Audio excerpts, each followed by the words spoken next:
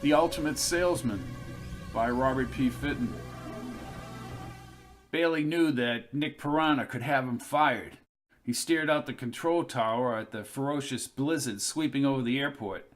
Piranha had been pressuring him for the last 45 minutes, and now he had to answer another call. He picked up the red control tower phone. "This is Bailey." "Bailey, this is Nick Piranha. I rented this bird, pal. I want it up in the air now. I have an experienced pilot. What's the matter? No balls?" Bailey lit another cigarette and inhaled quickly. Piranha's boisterous voice inflamed an already tricky situation. "Mr. Piranha, I can't put people at risk." "You let me worry about that." Piranha had women on the plane. Bailey could hear them giggling as Piranha himself laughed like a disgruntled cow. "One more call, Bailey, and I can make your life miserable. Now be a man and make the decision." Bailey exhaled and flipped the radio switch. "Captain, you have clearance on runway 6. He could hear Piranha's voice on the plane.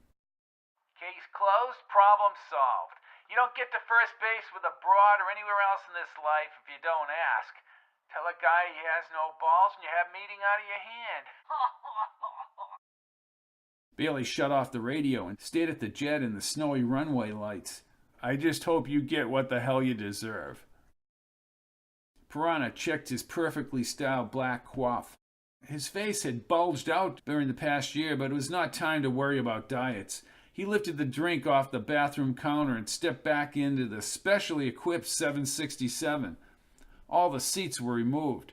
The bar, with widescreen TVs and bolted furniture, had transformed the commercial airliner into a flying lounge with adjoining bedrooms.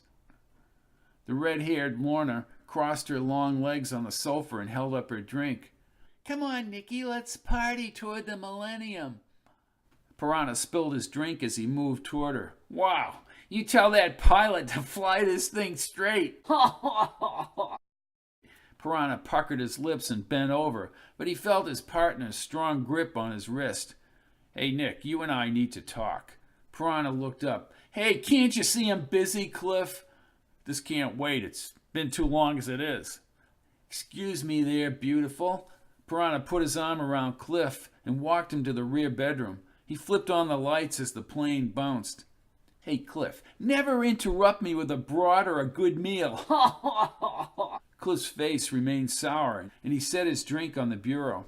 "You've screwed me for the last time, Nick." "Screwed you? What the hell are you talking about?" "You made a deal with Sun Sensor for all the software rights, and you just left me out of it. Just like you used to screw Oren Kranz out of deals. Didn't you think I'd hear about it?" Piranha grinned and raised his glass. "I really didn't care if you knew." He downed the liquor and smiled again. "You're all done, Cliff." "I don't think so."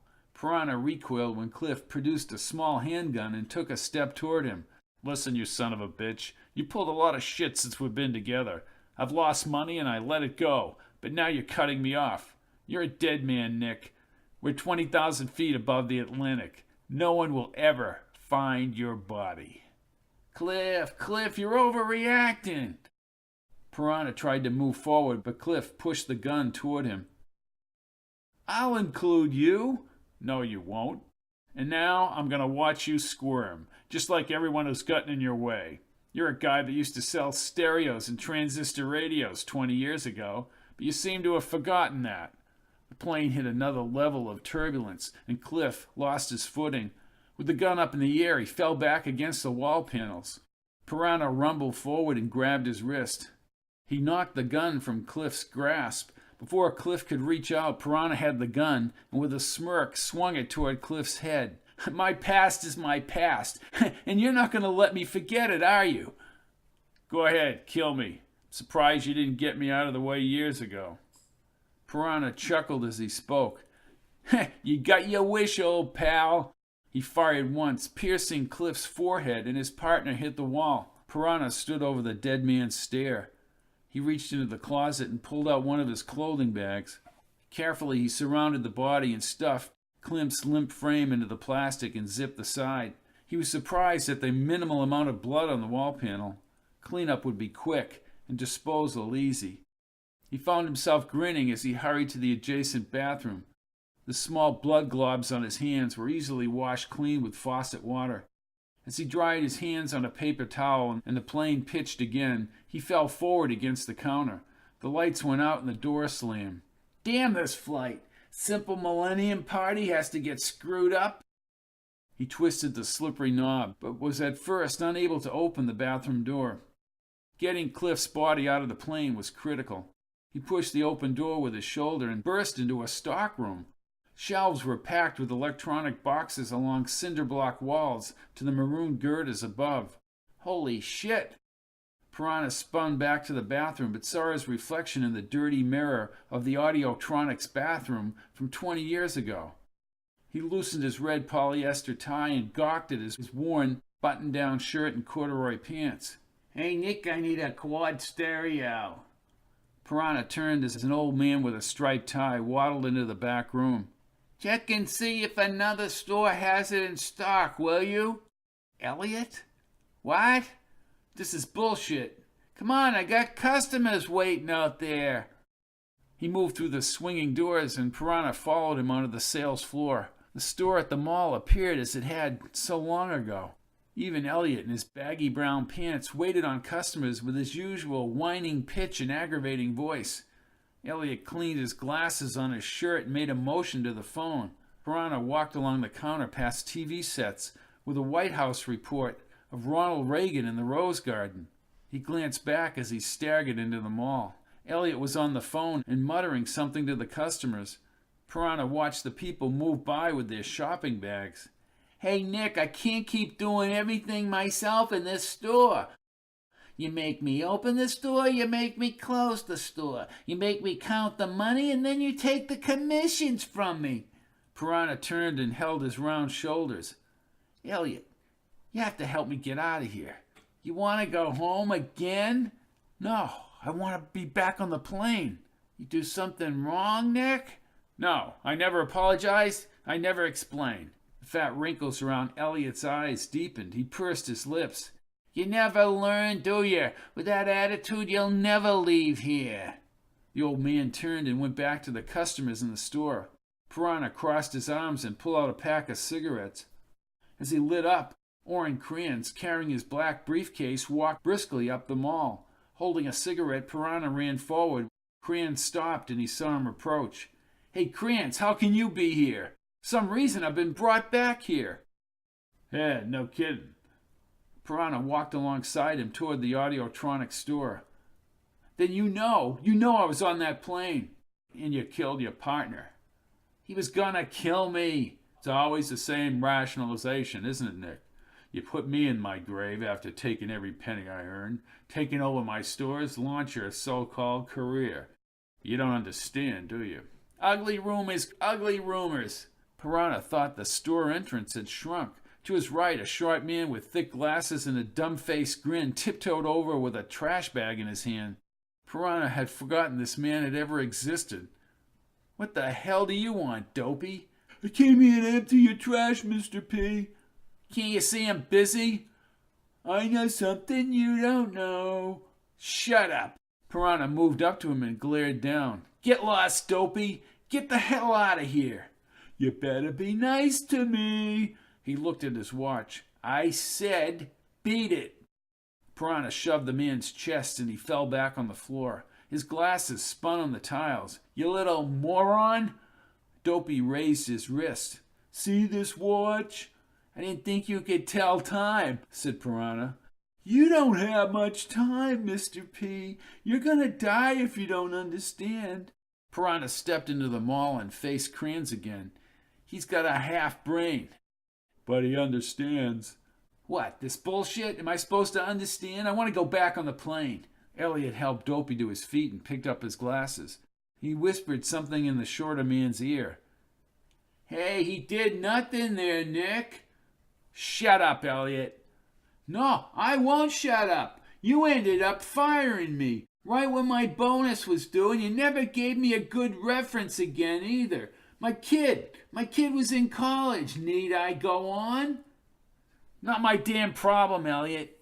Piranha rushed through the shrunken store aisles. He pushed through the swinging doors and looked over at the bathroom as he headed for the metal outside door. He turned the lock and stepped into the cold air. A 1981 Honda Civic was parked off the road and smashed firmly into an oak tree. "You were drunk," said a small boy in a striped shirt walking along the highway. "You were all over the road, and you forced my dad into that tree because you were drunk." "I don't know what the hell you're talking about, kid. Don't blame me for your old man's bad driving." "You don't understand, do you?" "Why does everyone keep asking me? What is it I'm supposed to understand?" Piranha grabbed the door behind him and raced back to the stockroom. He climbed over boxes fallen off the shelves and stared at the store's narrowed walls. "What the hell is going on here? This store keeps getting smaller." He smashed the stockroom doors with his fists. A crowd had gathered outside in the mall and applauded when he moved into the constricted store. Cliff moved through the crowd and stood at the store entrance. "Hey, Cliff, you're alive." "I always gave you more smarts, Nick." The store rumbled amidst a slow scraping, and packages fell off the peg hooks. Boxes careened over the shelf's edge, and Piranha ran toward his partner, but hit an unseen barrier. Shaken, he turned back to the store. "How can these walls be closing in?" "Do you understand?" "Help me, Cliff. Please help me." Cliff squinted and looked him over. Then he shook his head. "You bastard, Cliff. You never could be relied on." Piranha froze as the side walls edged closer, plowing up the fallen merchandise. Dopey inspected the transparent entrance wall. "You better hurry up, Mr. P." "Shut up." With another crunch forward, boxes pushed against his ankles. He scrambled up to the invisible wall and pounded his fists onto a surface as hard as concrete. "God help me!" Piranha's hand slid down the transparency. He tightened his brow as both walls moved inevitably toward him. Cliff had an arrogant, self-assured look on his face. "Tell us, Nick." "I know what the hell you want me to say." From the corner of his eye, Piranha saw the walls closing. The compacted walls bunched the boxes as he climbed over the mound. "But I won't say it. Do you hear me, Cliff? The rest of you? Do you understand?" Cliff faced the others. "He's doomed." "Maybe I am," said Piranha, the walls less than 10 feet away on both sides. He crawled over the clutter. "But you gotta realize something. The world isn't a great place where justice is just handed out routinely. People get screwed, Cliff, because they're not strong enough, not savvy enough, because they're too weak." "You had your chance, Nick," said Cliff as he turned. "Wait!" Cliff looked back as Piranha outstretched his arms to both encroaching walls. His upper lip curled. "Never apologize. Never explain." When Piranha touched the side walls, he was inside the Jet's bathroom. He spun around and pushed open the door. The plastic bag with Cliff's body was gone. Outside the cabin door, music played loudly and the bass rocked the walls. He poked his head outside. The clock was less than a minute away until the millennium. Piranha was handed a drink and he blended into the group. He put his arms around some blonde woman he didn't know, and she smothered her red rouge over his lips. The clock neared midnight as he pushed her away. He looked around for Cliff. "Where the hell is Cliff?" Noisemakers blasted and somebody turned up the music volume. Through the 10-second countdown toward the year 2000, Piranha raced toward the pilot's cabin. He opened the door as the new year began and the captain turned. "Happy 2000, Mr. Piranha." "Where's my partner?" Pilot leaned over the seat and checked his clipboard. "I'm afraid I don't see his name here." "Bullshit, he took off from Denver with us." Piranha turned when the music stopped. He gently nudged the door and gazed across a deserted plain. "Now what the hell is this? Where are they?" He ran back to the first bedroom but found nothing. In the rear bedroom, he opened up the door and tripped over the makeshift plastic body bag. He unzipped the edge and Cliff's frozen face peered back at him. Quickly he retreated to the front cabin. The pilot looked up from his array of glowing gauges and monitors. "What's the matter?" "Where am I guessed and why is that bag in there?" "It'll always be there," he said as he stood, "and so will you." Piranha clenched his fists. "You land this damn plane, damn it!" "I don't think that's possible." "What are you telling me?" Captain smiled as his body slowly faded. "Never apologize. Never explain."